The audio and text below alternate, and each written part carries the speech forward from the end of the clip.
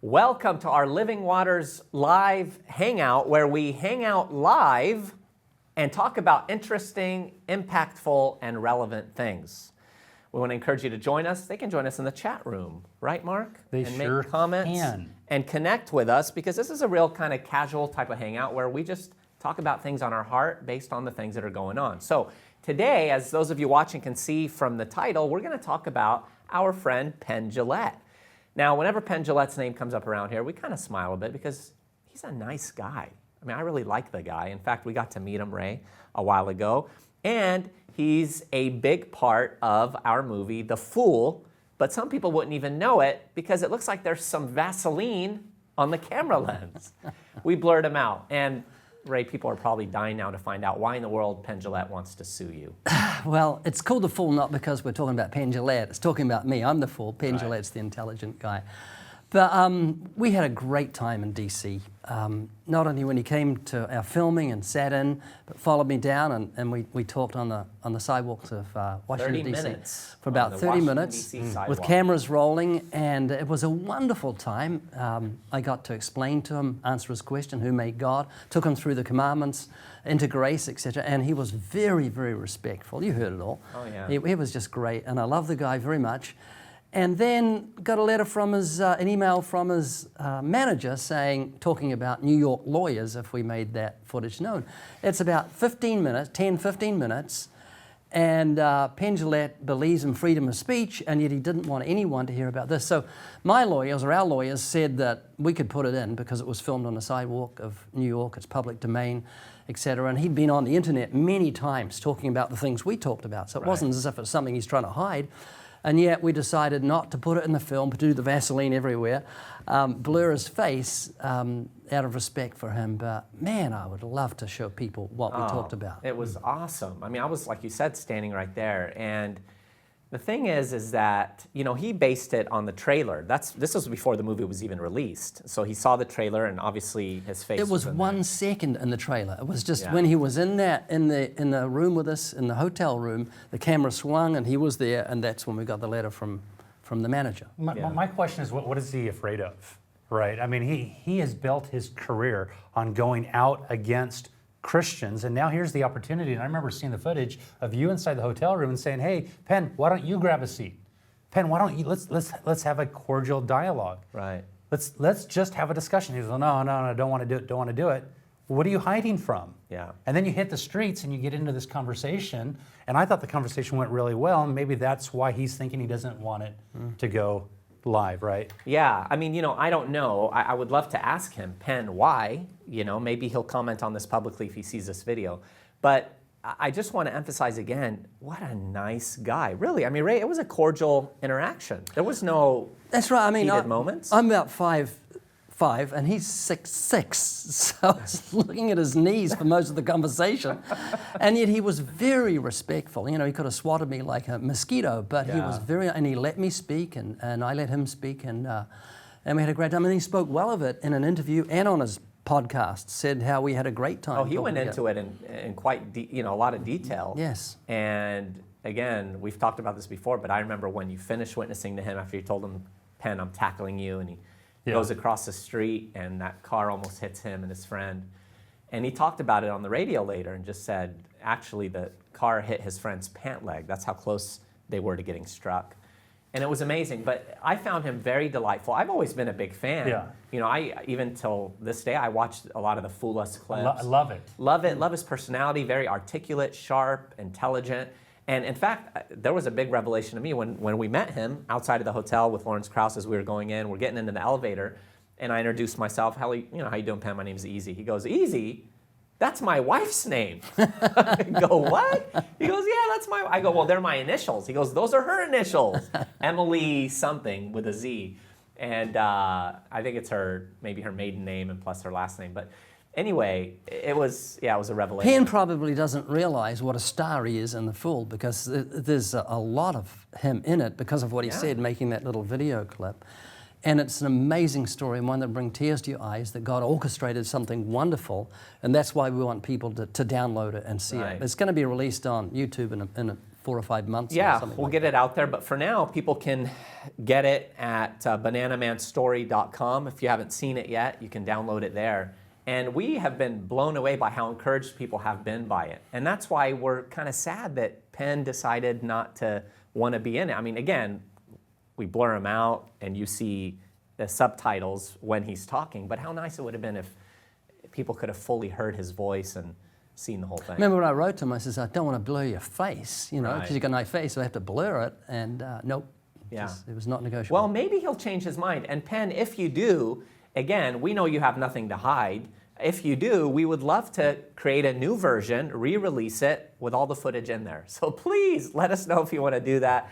And again, Penn, we have great respect for you. We're very much desirous to see you come to the knowledge of the truth. We've all been blessed by that video that you put out where you've challenged Christians that if they truly believe what they believe, they should be out there sharing it. And that's what our ministry is all about. Yeah. Is to get people to grasp that and understand it. Well, you know, let me say this for people that are watching live through Facebook at the moment.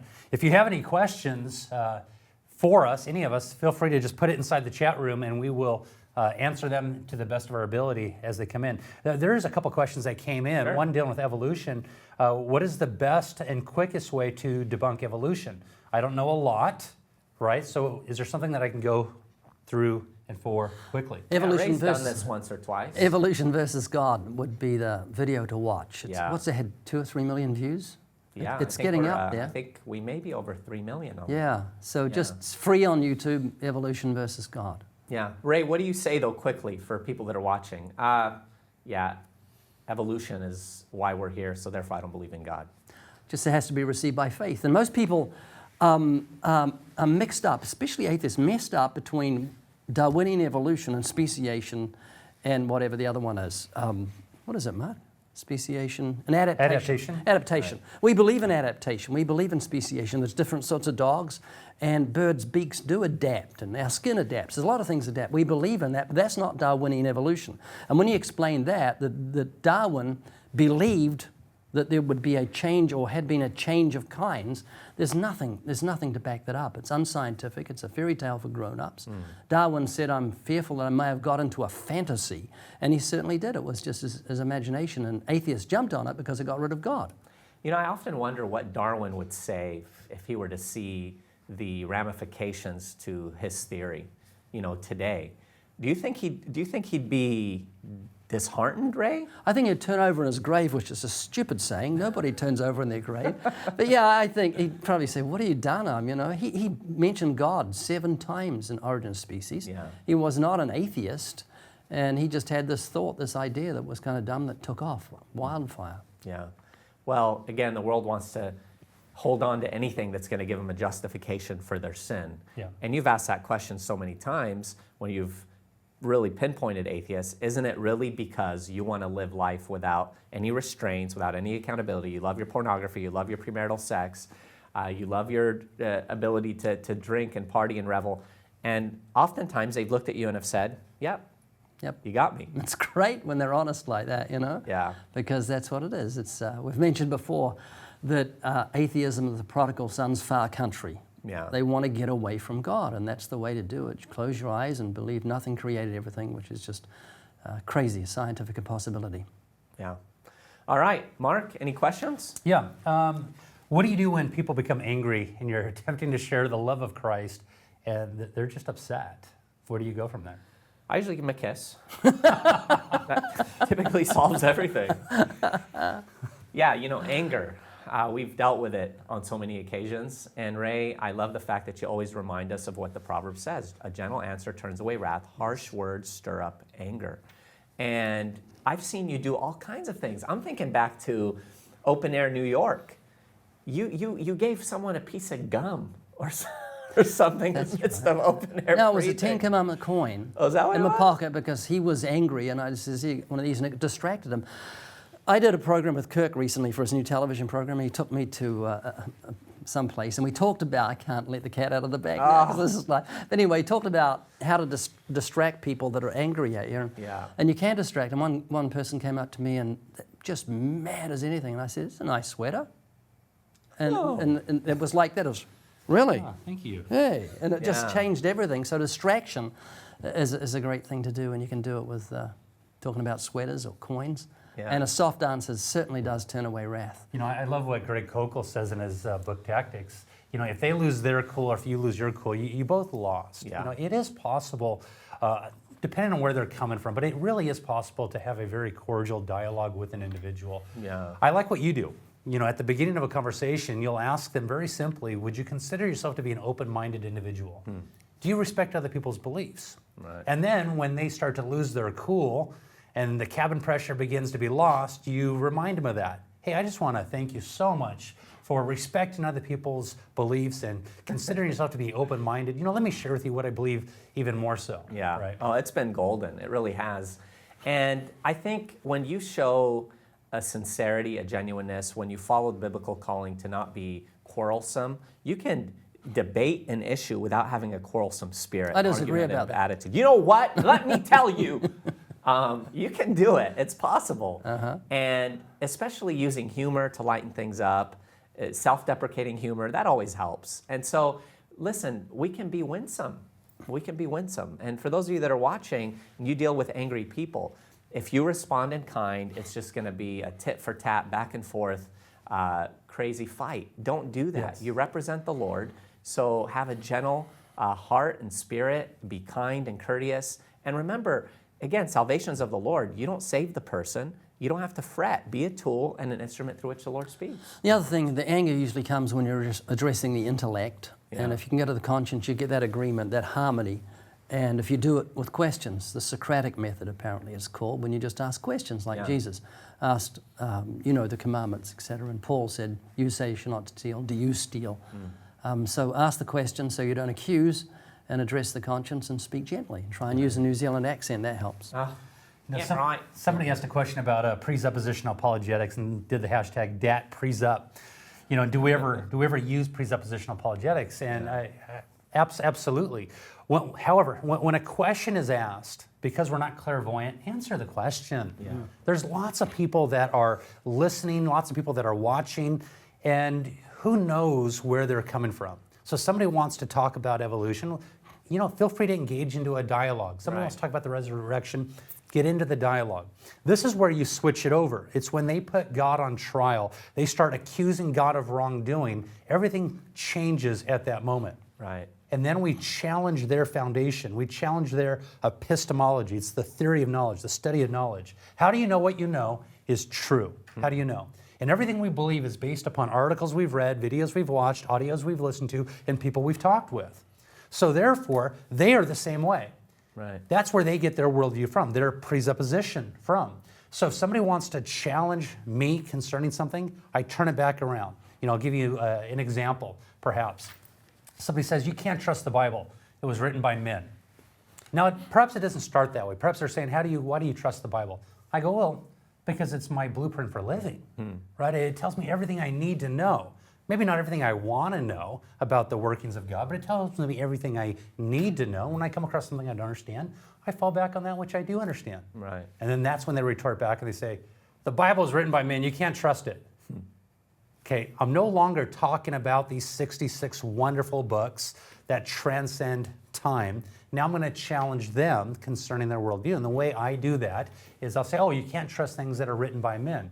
Are you saying you just simply can't trust men? Well, you're a man. Are you saying that men can't be trusted, which means you can't be trusted? Are you saying perhaps that the Bible can't be trusted because it's written by men? So anything that you write down can't be trusted? Or I'll ask them, hey, how old are you? They say, well, I'm 22 years old. And I'll say, well, how do you know that? You go, well, I have a birth certificate. And I'll say, written by men. I also have a driver's license, written by men. Right. So you do believe certain things that are written down, but I dare to say you don't have a problem with the Word of God. You have a problem with the God of the Word. And this is where it is so important, Ray, to go back for their conscience. Right. You're not left there on the defense, continually answering all of their questions. You can continually stay on the offense using that Socratic method, answering a question with a question, and causing them to critically think through their worldview. That's why presuppositional apologetics is so valuable. Right. Because you're not just answering all these questions, you're causing them to think through their position. And boy, do you often see people thinking hard because they're not used to being challenged in that way. You know, I mean, we've seen it in the university context. I've talked before about my daughter challenging one of her teachers, a professor, and he didn't know what to say because he's not used to kids challenging them. They just kind of go along with what they're hearing. But Ray, it is important to always remember to bring it back to the gospel, isn't it? As the gospel is the power of God to salvation, and to keep in mind you don't want to win an argument. Yeah. Because seriously, we could argue with people and put them down and walk off and with their nose in the air, but that's not what you want to do. Yeah. If anyone's to be walking off, it should be them because they're feeling guilty because they understand they've sinned against God. So, yeah, the gospel is the power of God to salvation. They need to know they've sinned against God, that Christ died for their sins, that He rose from the dead, defeated death, and they need to repent and trust in Him and find everlasting life. That's the issue. Amen. You know? That's the bottom line. And that's why we care about Him. Yeah, wonderful. Well, there you have it, friends. A Living Waters Hangout live. Now, those of you that are watching us on Facebook as we post this later on, or on YouTube, of course, you're not able to see it live, but just subscribe or like our pages, and that way when we do go live, you'll know and you can join us right away. But hey, share this video. Let others get encouraged. And again, Penn Jillette, we love you. We love you very much. If you want to remove the blurs, let us know. We'd gladly do it. Again, no hard feelings on our end, but we would love the world to see your face and to hear your glorious voice. So thanks again for joining us, friends, on this live hangout. Hopefully we'll come back to you again soon. God bless.